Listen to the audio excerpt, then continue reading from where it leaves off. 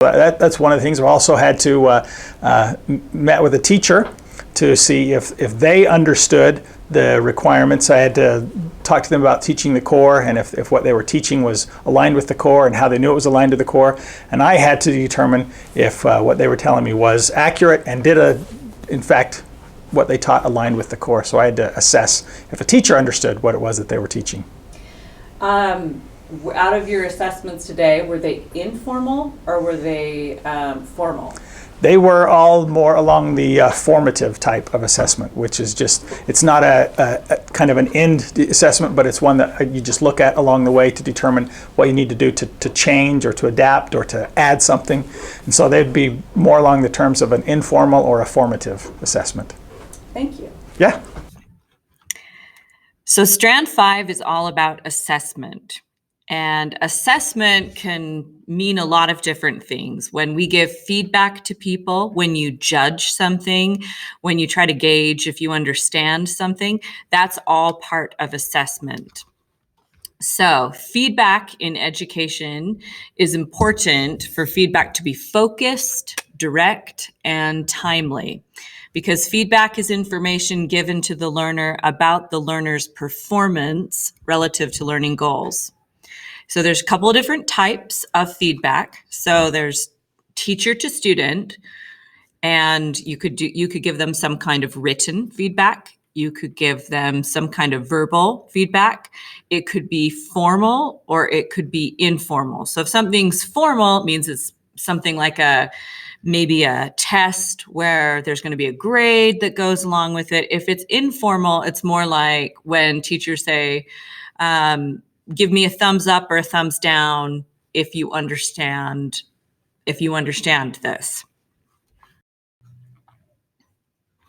So the next kind would be student to teacher, and students can either do like a self-evaluation. I'm sure you guys have all done that.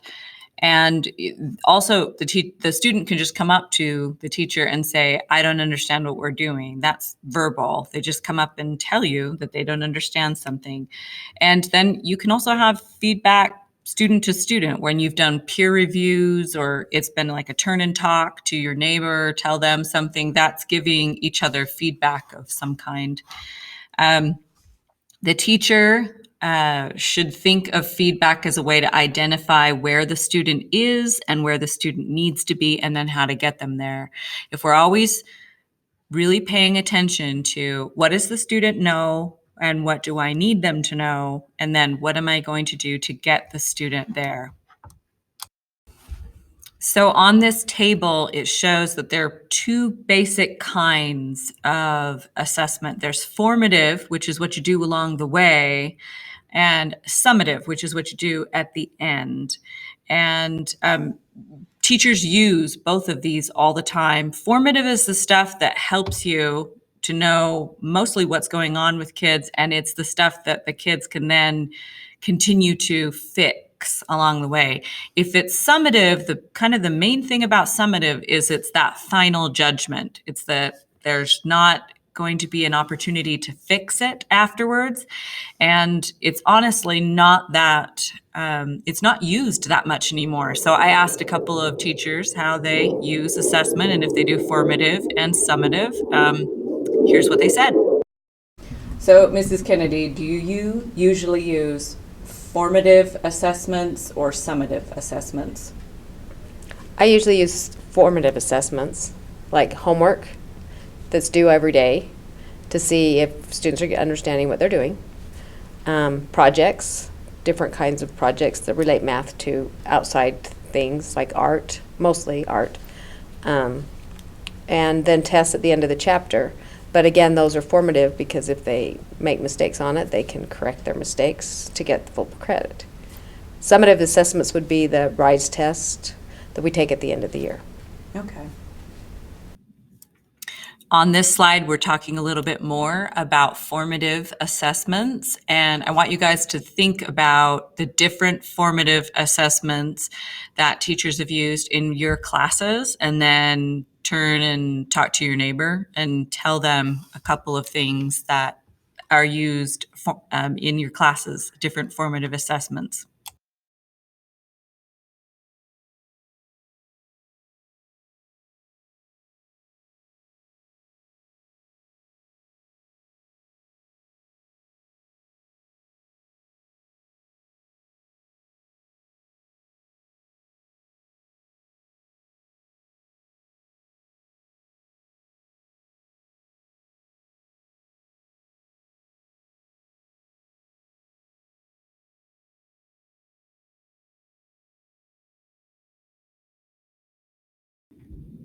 So the next thing is about summative assessment.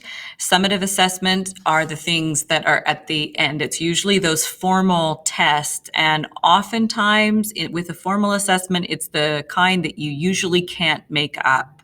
So it's not something that it's what shows if you learned the information, but it's not what the teacher uses to determine what they need to do to reteach.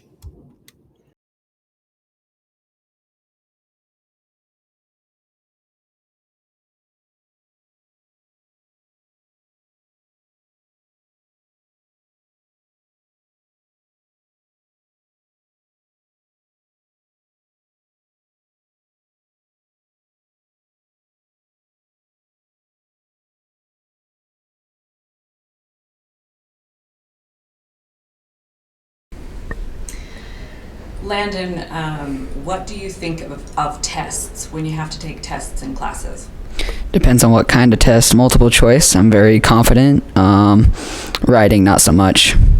Okay. What is it about tests that is difficult? Trying to figure out what the question is asking and then putting it into words. Okay. So maybe not totally understanding the question, not being sure that you are able to, you have the information in your head, but you don't know what's being asked. Yeah. Okay, thank you. So here are the parts of a summative assessment. So the purpose of any summative assessment is to provide meaningful reports on students' achievement, and effective summative assessments help students achieve to their highest abilities. So a quality assessment, a quality summative assessment should be predefined by a group of teachers and involve students. And it's really tempting and time-saving to use things that you pull off the internet that are pre-made, or even that come with a certain textbook. But if that isn't specifically what you taught the kids, it's not a fair test. So assessments must provide students with the opportunity to demonstrate what they know. So you could have taught the kids some kind of skill, and if the test doesn't ask them to show that in some way, it's not an assessment of what that student learned. Challenge students to transfer what they've learned to specific real-life tasks. You see that a lot in math tests where they're trying to get you to take the skill that you've learned in math, but to apply it to things that you would do in the real world, like about a credit card or story problems that have something to do with you need to measure this much distance between here, and those things are about real-life skills. All assessments should correspond with important learning targets and essential questions so that they yield true information about student progress. It's, again, what we're talking about is that if the questions that you make up on a test don't actually ask about what you taught, they aren't fair. And I'm sure you've all had that experience where you thought, we never learned this. Some kind of question is on a test and you think, I swear we never were taught that. Summative assessments must provide meaningful feedback to both the student and the teacher. So whenever you do that, those assessments actually help kids, and they motivate them to learn. If you give kids non-judgmental feedback, that will motivate kids to continue to try. But if you use grades like their rewards and punishments, that really decreases student motivation to try, because that's not what they're supposed to be. Grades should be like your gas gauge in your car. It should show how much there is of something or when there isn't of something. It's not a reward. It's not like you are given a present when you're given an A, but it should just be like, I understood the information, and so that's what I have. I got an A. Incorporate 21st century skills and content into assessment. That's talking about real life skills, problem solving, being able to work in a group. Summative assessments should not be limited to high stakes tests. We got into an age in education, it's really the No Child Left Behind era, where it's all about these tests that we take at the end of the year. And those tests honestly have been shown to, they don't really test what the kids know. And it's very hard for teachers to prepare to teach the kids what they need to do well on the tests. And it's hard on your emotions when you're taking a high stakes test. So the last thing to talk about with assessment is rubrics. Rubrics are a tool. A lot of teachers in the school use them. I've used them before, but it's a tool that tells the kids what the expectation is for an assignment by listing all of the criteria, which is all of the pieces of the assignment, and then by saying what each level of quality would be worth. So there's the three parts. Rubrics have criteria that a student is being judged on. So it's like in a drama class for me, when we do monologues, I give kids a rubric, and they're judged on their diction, which is how clearly they speak. They're judged on projection, which is how loud they are, and they're judged on believability of the character. And then for each one of those areas, I say, this is what this quality looks like, or this is what an A looks like, this is what a B looks like, this is what a C looks like, this is what a D looks like. So that's the second part of a rubric, is the markers of quality. And usually that's going to be some sort of a scale. That's kind of the easiest way to do it, is like a 4 is like an A and a 1 is like a D. But it gives the students a clear idea about what must be done to demonstrate a certain level of mastery, understanding, or proficiency. And then the last part of it's just the scoring. It's just making sure that students know this is what the score will be if you're in this area of the rubric. You can use rubrics for any assignment. They can also be used one student to another, because it's a great way for a student to be able to watch another person's. When I have the kids rehearse my monologues, one student watches another student, and they don't always know how to give good feedback. But if they're using a rubric, they can say, well, your diction was this level of good because there were 3 times I didn't understand what you said. And so that would be worth, and they can give them like a letter grade.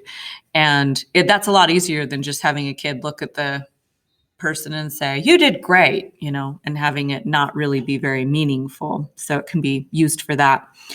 The other thing is that it's not just a summative tool of evaluation, but it can also be used as a tool for formative, like things along the way, and a teaching tool along the way. So using a rubric is a good way to go. This is an example of a writing rubric, and you can see it's got the criteria going down on the column, the handwriting, capitalization, punctuation, spelling, and complete story. And then on the rows, you've got 4, 3, 2, 1, like the level of the quality. And that also happens to tell you what their score is.